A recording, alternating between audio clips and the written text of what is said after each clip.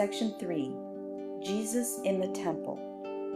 When Jesus was 12 years of age, his parents took him with them to Jerusalem to the feast of the Passover.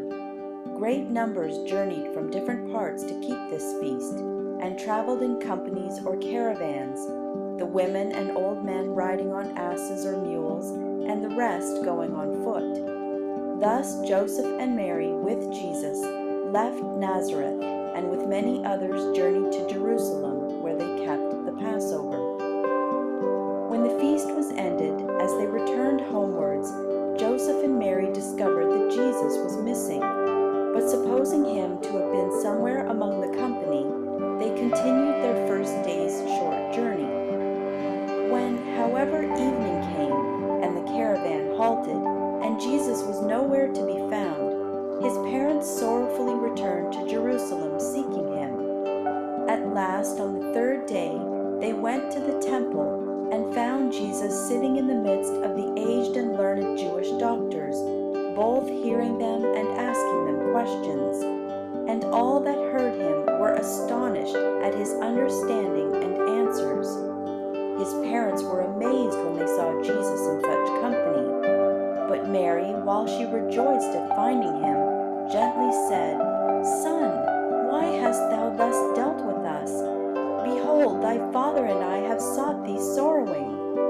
Jesus replied, "How is it that ye sought me? Wist ye not that I must be about my Father's business?"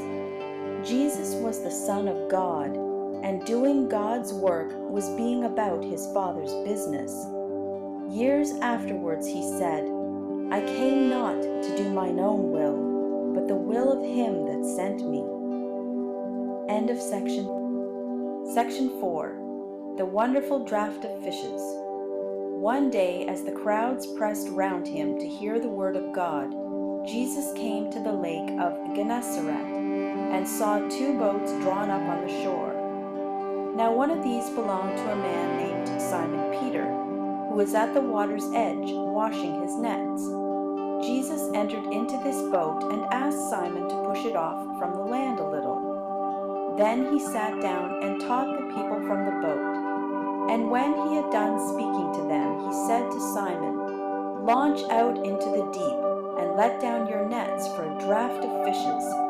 Simon, answering him, said, "Master, we have toiled all through the night and have taken nothing, but as you wish it, I will let down the net again." And they let down the net into the sea, but it enclosed so great a multitude of fishes that they could not draw them up, and the net brake. Then Simon beckoned to his partners, James and John, who were in the other boat, that they should come and help them. And they came and filled both boats with the fishes, so that they began to sink. When Simon Peter saw it, he fell down before Jesus, saying, "Depart from me, for I am a sinful man, O Lord." For he and all that were with him were astonished at the marvelous draught of fishes which they had taken. And Jesus said unto Simon, "Fear not, Simon Peter, from henceforth thou shalt be a fisher of men," meaning that he was to go about winning souls for God, instead of being a fisherman.